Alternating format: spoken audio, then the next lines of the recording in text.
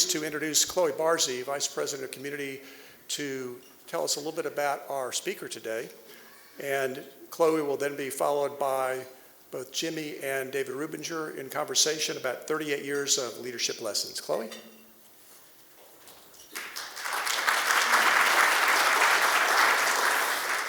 Good afternoon, everyone. I'm going to try not to get choked up, so bear with me. So does anyone not know what Accenture does? Okay, so then I'll skip that part. Sounds like everybody knows who Accenture is. So I am so thankful to be able to introduce Jimmy Etheredge. He has meant so much to so many of us at Accenture. Jimmy is a person, I'm not going to look at him, I'm going to look this way and say, so I don't get choked up. But Jimmy is a person that has always led with integrity. He's been a role model in terms of being a leader for all. He's led with humility and excellence. I remember when I first took over the role, I have so much to be thankful for in having Jimmy as a leader. I remember when I first took over the role of leading in the Atlanta office. It was so easy for me because Jimmy had established such a fantastic reputation in Atlanta. All I had to say was, I'm with Accenture, and people would say, oh, Jimmy, okay, welcome, we're glad to have you here. And so he's made such a difference for so many people. So I'm just gonna speak from the heart. I remember one of the CEOs that in town that was a client of ours, and every time I would bump into him, he'd go, oh, you have the CEO with the good hair. So and so every time I would see him, I would be known as the person with the CEO with the good hair.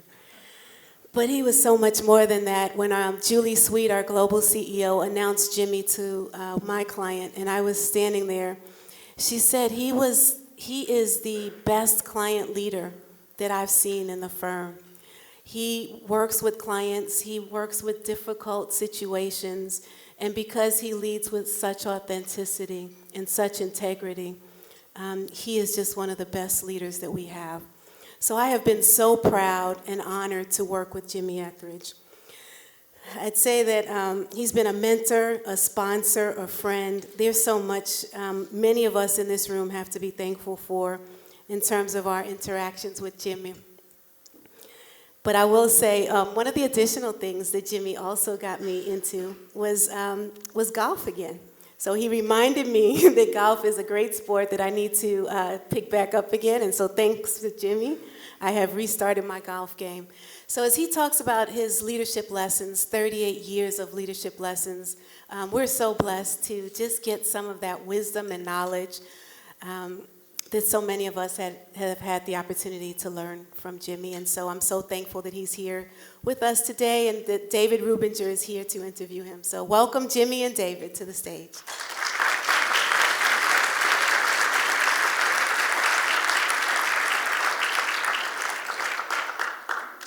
How was that for an introduction? That was very good. I like that. Chloe, thank you so much. You have anything more to say to Chloe, that she said all these nice things about you? About your hair? Jimmy, thanks for sitting down with us today. I mean, you know many people in this room. This is a friendly audience, but sometimes the friendly audiences are the toughest ones to talk to. Really, I have a lot of friends and a lot of peers here, and I've tried to tell everyone to keep their expectations as low as possible. Did you want to share what your favorite holiday movie or show was? Well, first of all, my family would tell you that I will listen to Christmas music year-round. In fact, it's my sort of de-stress music when I'm working or doing something. So it's hard for me to choose what would be my favorite. I've seen Elf and It's a Wonderful Life probably already 6 or 7 times this season. So I'd have to put those two at the top of the list. I love it. I was talking out front about my favorite, and I'm a Charlie Brown Christmas guy.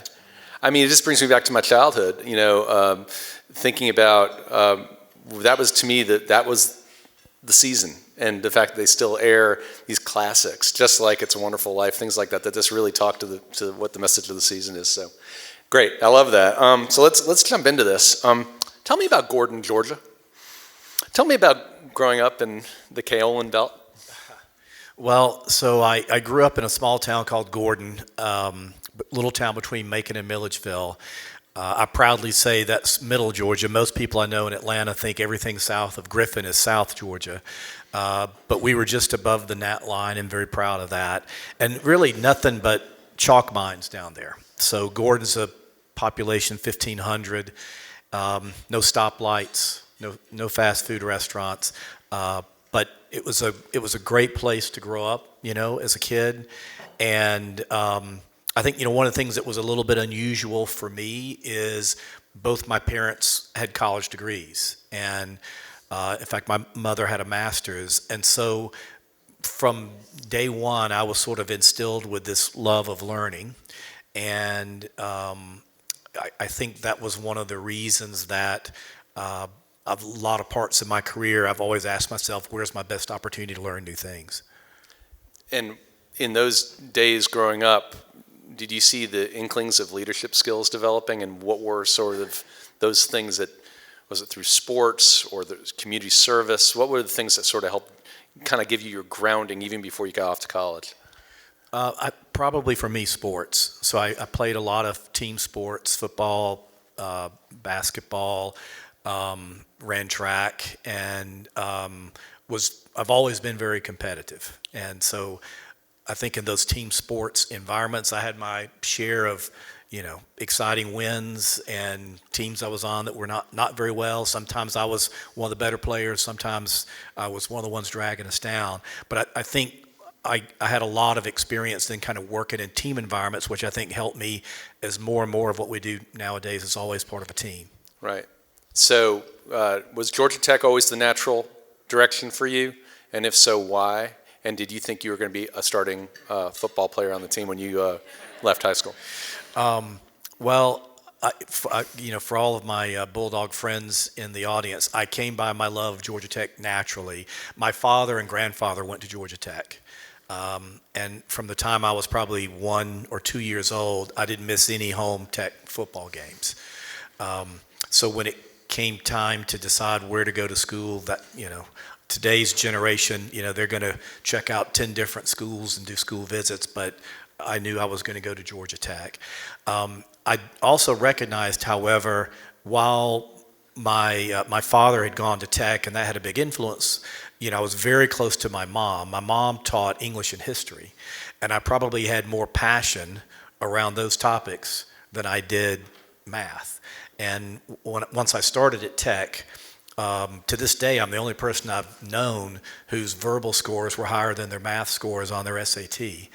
And I chose industrial engineering because for me, that felt like the least engineering degree.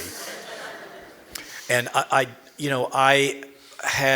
was a decent football player. I had some interest from small schools, but I chose to go to Tech as a preferred walk-on. I learned there's not a lot about that whole preferred part. There's basically walk-on and scholarship.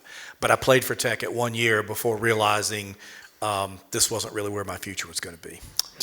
So at the time when you got there, did you think you were going back to Gordon after college, or was when you left home you looked at your parents and said, guys, I love this town, but it's time for me to go on to bigger and better? What was again, as an 18-year-old, what did you see life look like at that point? I definitely was not planning to come back. I saw getting to Atlanta, I immediately fell in love with Atlanta, the big city. Right. And I guess going back to that love of learning and variety and doing new things, the small town of Gordon just felt a little claustrophobic to me. And I really wanted to do big things, go places. And once I got to Atlanta and once I got into Georgia Tech, there's definitely no going back to hometown. So I assume Arthur Andersen came on campus and recruited. Was that the starting point of the Andersen Consulting Accenture career path? How did that all come about? Well, as I approached graduation and started going through the interview process, I really had no idea what I wanted to do. But I had figured out what I didn't want to do, and that is I did not want to be an industrial engineer. Right. And, lots of times I'm talking to people in, I say kids, but people in high schools and college, and one of their anxieties is, I don't know what I want to do. And I'll tell them, sometimes knowing what you don't want to do can be as valuable as knowing what you do want to do. And I just did not want to be an industrial engineer.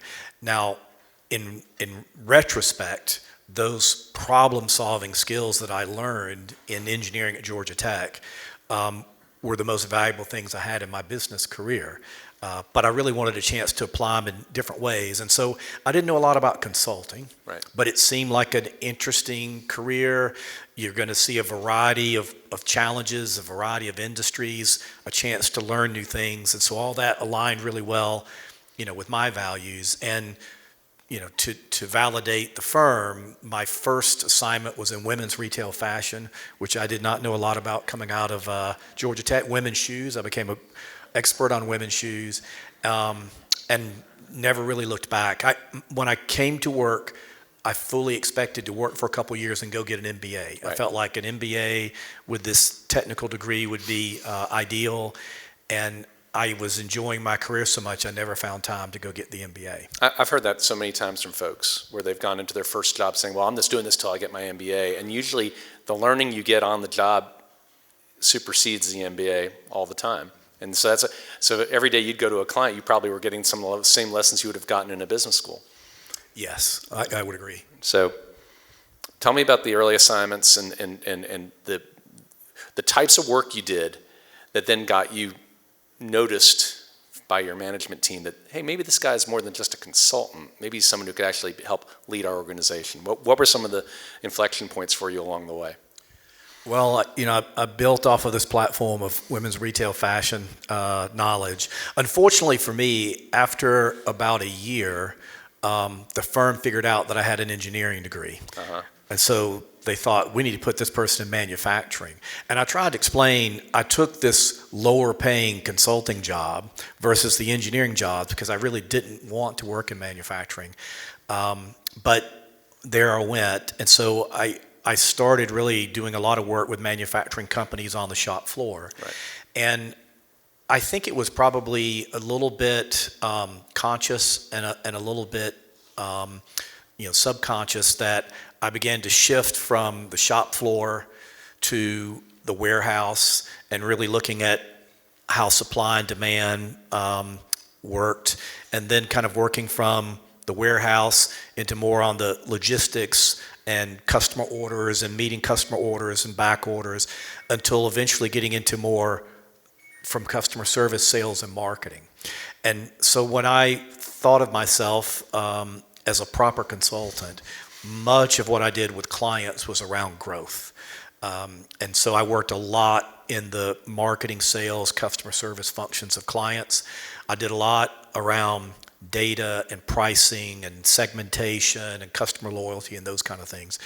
And I had a good, successful track record with clients of helping them grow. And that became my sort of subject matter expertise, my center of excellence that enabled me to eventually move into a global practice role running that practice. And what year did you go to London? 2001. To 2001. How often had you been out of the United States at that point?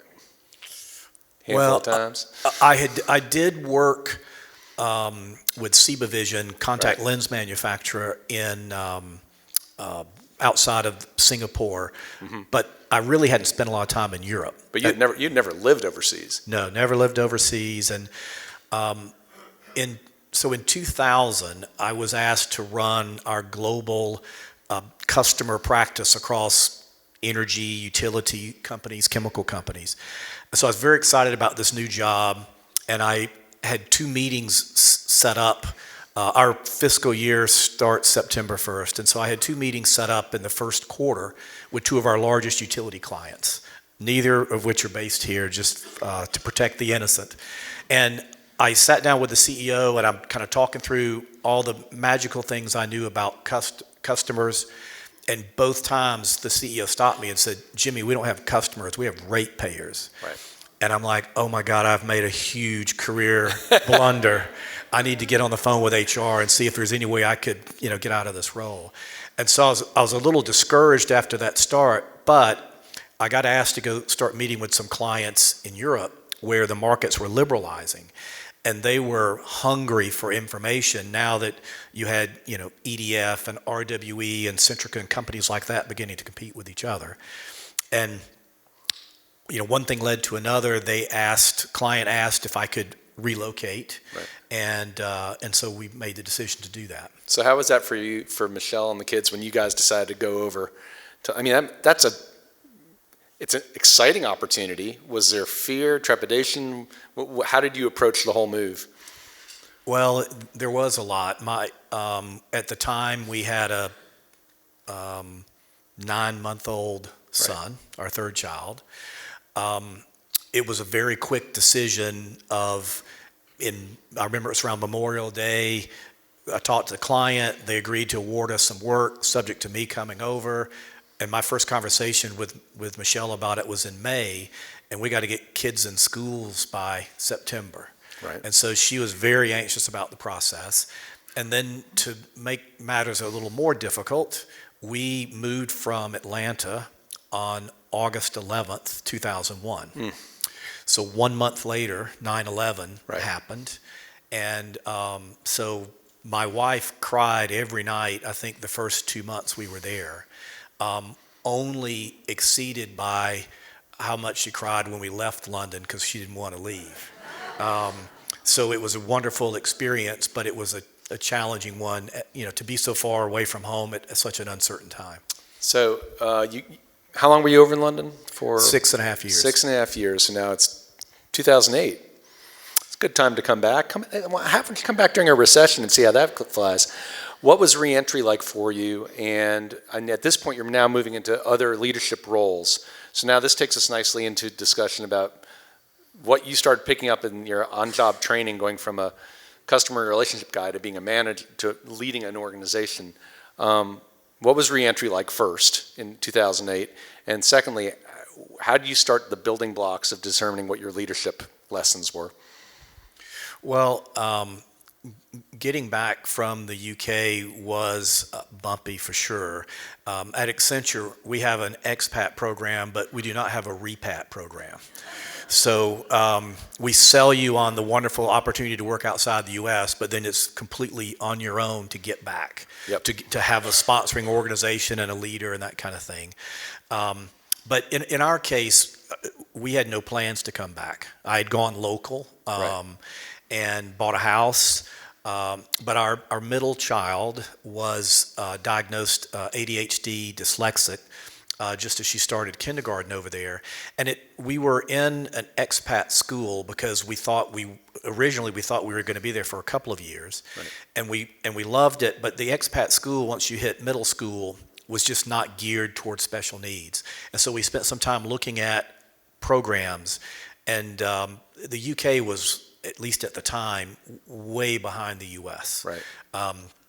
The best options you had were schools that had every kind of educational challenge, from severe to dyslexia.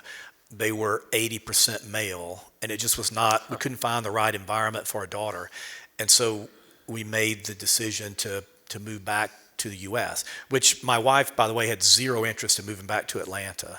We had lived for 6 summers with no air conditioning. And so the idea of moving back to Atlanta was not the time on the list.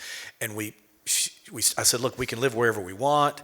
We hung out with a lot of financial services executives over there. And she talks to her friends and decided, let's go to Connecticut. Right. I'm like, Connecticut sounds great. You got the city right there. You got the beach. But as someone that doesn't really work as much for the New York banks, it's an expensive place to live. Right. And so she came back about 3 weeks later and said San Francisco. I'm like, again, one of my favorite cities, but what if we went back to Atlanta? And really what brought us back here is we knew about Skank, and we knew about some of the programs that would work for my daughter. And so, we decided to come back here. I mean, and we'll get back into the leadership stuff, but how lucky were you to have those kind of schools in Atlanta? I mean, that's actually from an economic development standpoint, when we were recruiting companies and executives, having that breadth of education available to our executives so that their kids can get the best education they can, whether it's on the public school or the private school side, is one of the hidden gems of our city. So that's an interesting little side note to your career path. So let's talk about leadership for a second, because again, you've through your client experiences, you've really built a fascinating sort of model of what is effective leadership in an organization like Accenture. How many people did you have working under you at the 80,000. Yeah. So, and I've talked about this with like the CEO of Home Depot. How do you manage when you know you have 80,000 people under you? So you have to boil it down to some key traits. You want to talk about what some of those key traits are and what you feel this crowd can learn from what your experiences were? Sure, I'm happy to. It's, a fantastic opportunity running North America for Accenture. It's half of Accenture. We're $30 billion business unit of a $60 billion business. And, the 4 years I started the role, our fiscal year starts September 1st. I started September 1st of 2019. And, so I was in the role for what was our largest internal organization change. Right. And then everything from George Floyd to, COVID, to mandatory vaccines, to layoffs, to all of a sudden trying to hire more people than we've ever hired before. So there were a lot of things that put pressure on leadership being able to connect with 80,000 people. And I try to think about some of the things that I learned in advance of that, but then as well some of the things that I dealt with during the 4 years. And a couple come to mind. The first is around, the importance of growth. For anybody here in the room, if you're going to have longevity in a business, growth has got to be part of that.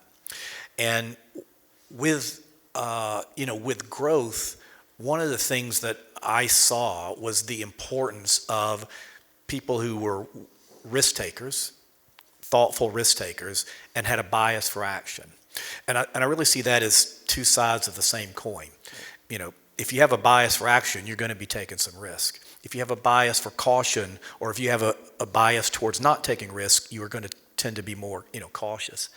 And when I came back from the UK, just before I did, we had a large client that I had worked with that we had a huge project in trouble and the relationship was bad.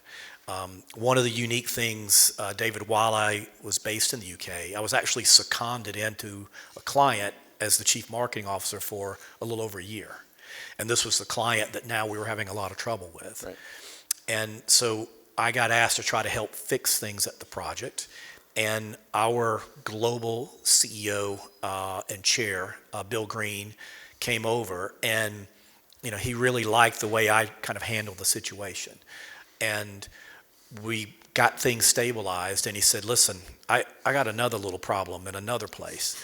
And so for a while, I was Mr. Problem Solver. And what Bill affectionately referred to me as, if you saw the movie Pulp Fiction, then you're familiar with Mr. Wolf. Well, I was Mr. Wolf. And so when people called and said, I got this big, the project's over budget, we're behind, the relationship is in the tank with the clients, their lawyers and our lawyers are talking, he'd go, I'm going to send Mr. Wolf out. He'll get it sorted out.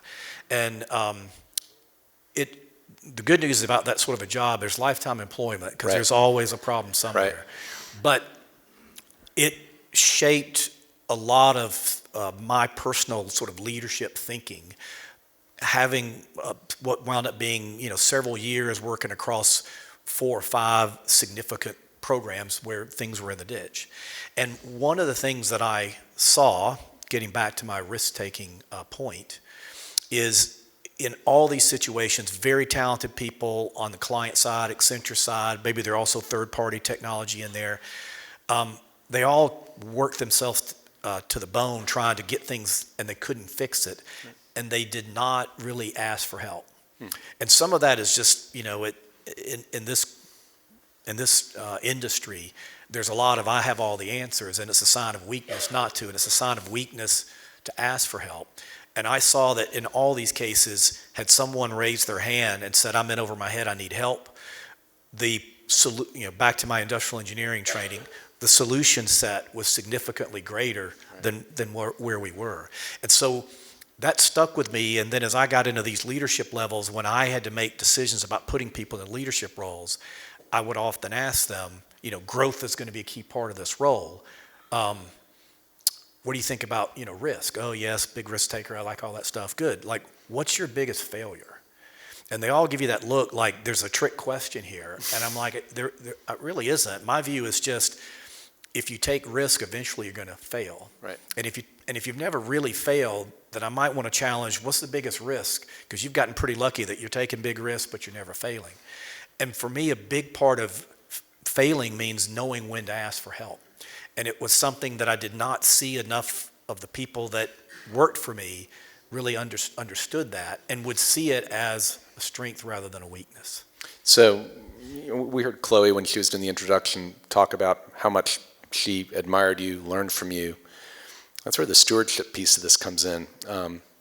Talk about what stewardship has been for you in working with people like Chloe and other people in the organization, and what kind of a kick you got out of that. Because it kind of leads to the final chapter of you deciding to step away. So tell me about the stewardship piece of your leadership journey. Well, when, the firm I worked for, I started with was Arthur Andersen and Company, that became Andersen Consulting, that became Accenture. And when Accenture was created, I'll tell you another funny side story there. We became a company in 2001 at the height of the dot-com era. And at that point, we brought in Landor to rebrand us because Arthur Andersen was very unhappy about the split, and you're not taking the name Andersen Consulting with you. And we paid Landor Associates, a very strong branding firm, to help us come up with the name for the company. And at the same time, they said, you know what, you should do an employee suggestion process, because it builds buy-in with your employees. And we did that, and the employee suggestion was Accenture. And the Landor suggestion was Mind Rocket. I could have been working for Mind Rocket for the last 25 years, but the employee suggestion, won out. And when we started in 2001, we had 6 core values, and stewardship was one of those 6 that meant a lot to me. Respect for the individual and stewardship were probably the 2 that I carried around a lot. And I always felt like I was fortunate enough to be able to be part of something that others had built before me. And, my responsibility was to create opportunities for those that were going to come, behind me. And I felt like one of the most important things I had to do was focus on culture and building leaders. And I'm probably more proud of the fact that we doubled the business while the 4 years that I was CEO. But, when I came in, we were 54 on the Great Place to Work, Fortune's, 100 list for the U.S. And we had crept our way up 1 or 2 at a time. And within 2 years, we were 6th.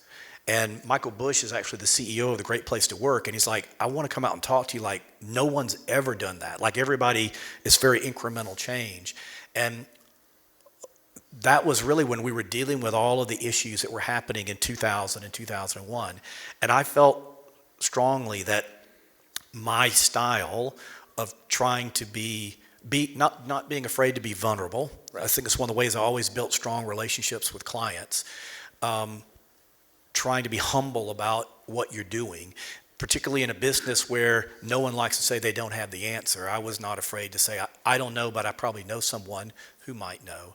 And then really that authenticity or transparency. And that's what Michael Bush felt like had the biggest impact on us being a great place to work and moving into the top 5 now, is that I was always very transparent about hard things, and that made people trust you. I think most people in this room and most people within Accenture would say you're a big part of that. That your leadership style, when I first got to know you, I guess about 8-9 years ago, your clear form of communication, the way you were able to translate was a unique quality that you had that really helped represent the brand so well.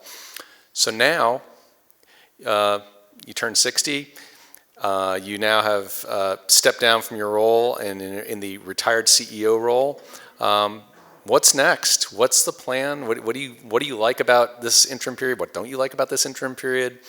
And what is your take on it now that you've had a little bit of time to digest all of this? Well, I'll tell you what, David, I'll segue into that with the two best pieces of advice I ever got at Accenture. I always joke, came from the least likely source. And that is back when I was Mr. Wolf running around fixing problems. One of the tools in my toolkit I had was we had therapists who you could bring in to look at the team dynamics. And in all of these cases, it was very dysfunctional dynamics.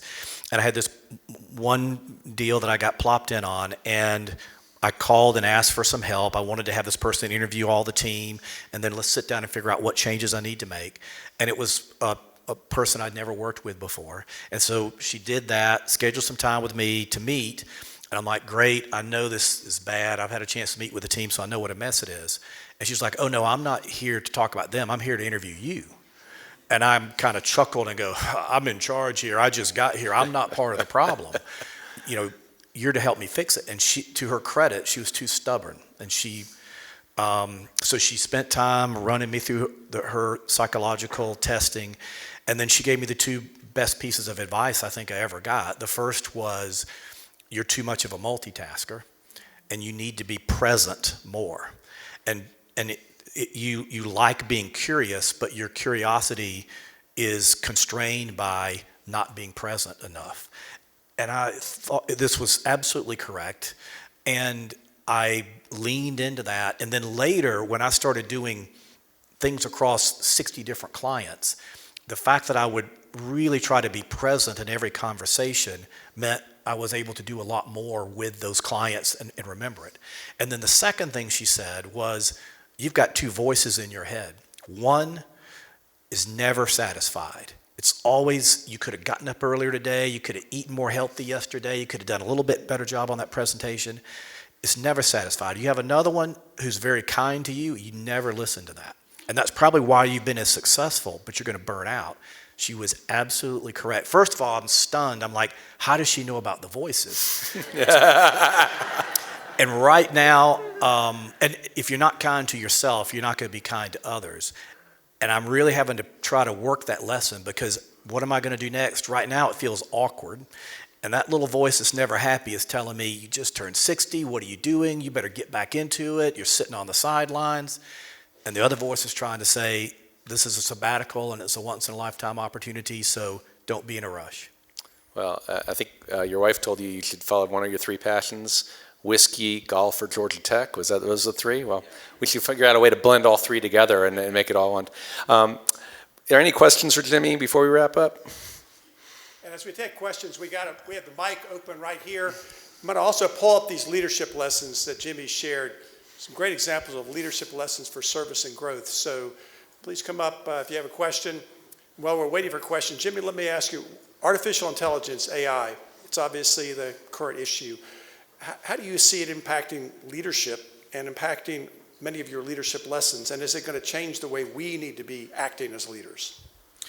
Well, it's definitely going to change things. I think right now it's going through, and will continue to go through, a little bit of what all new technology does, which is everyone gets hyped at the beginning.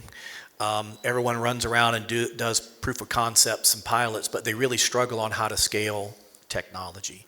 And this technology in particular is going to have such an impact on people and how people work. And so I think for leaders, you've got to sort of simultaneously be that bias for action risk taker, but really trying to be thinking a little bit long term about what's this going to do and what's it going to mean, for my organization. And I think the other thing you're going to see is it's going to continue to blur the lines between industries. And that's going to create opportunities for companies, but it's also going to create threats with people coming from places that they didn't ordinarily expect. Okay, so Jimmy, your item number 3 here, you must be present to be curious. You mentioned that.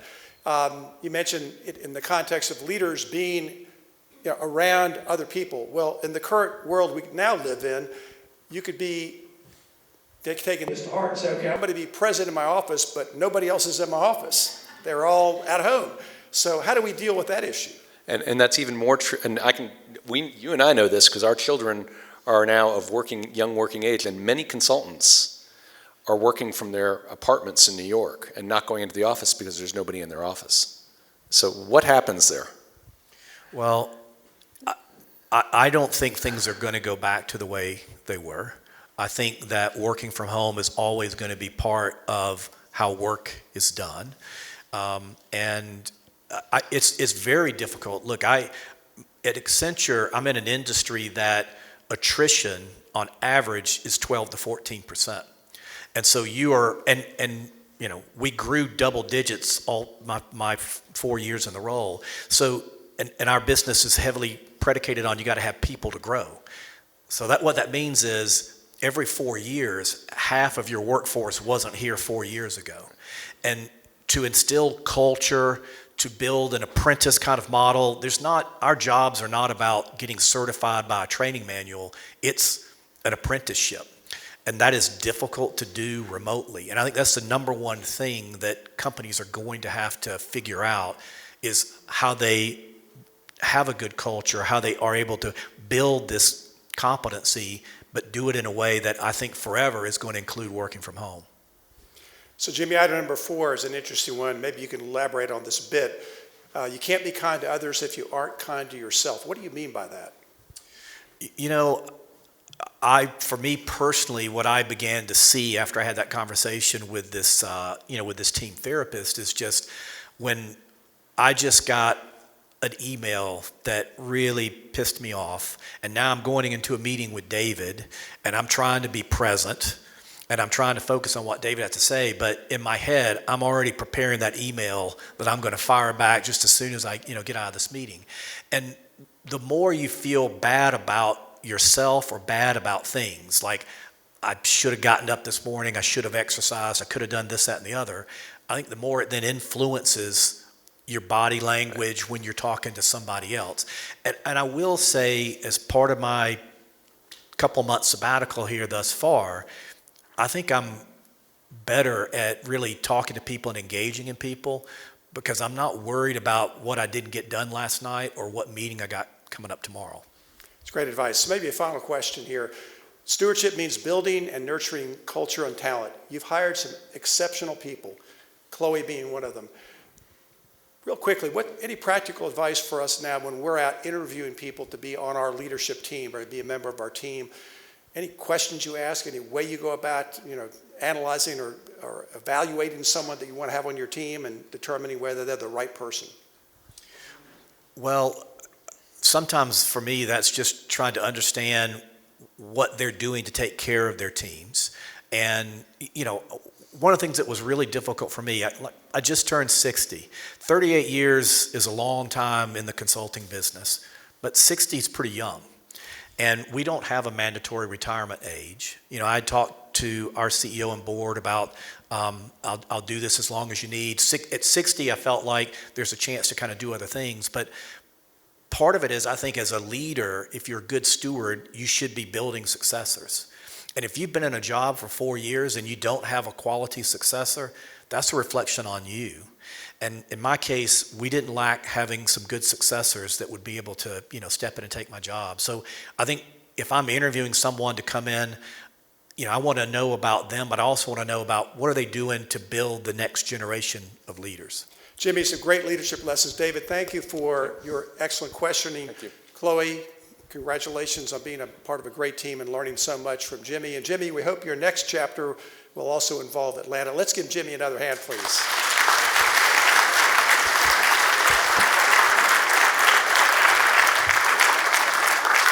December 18th program.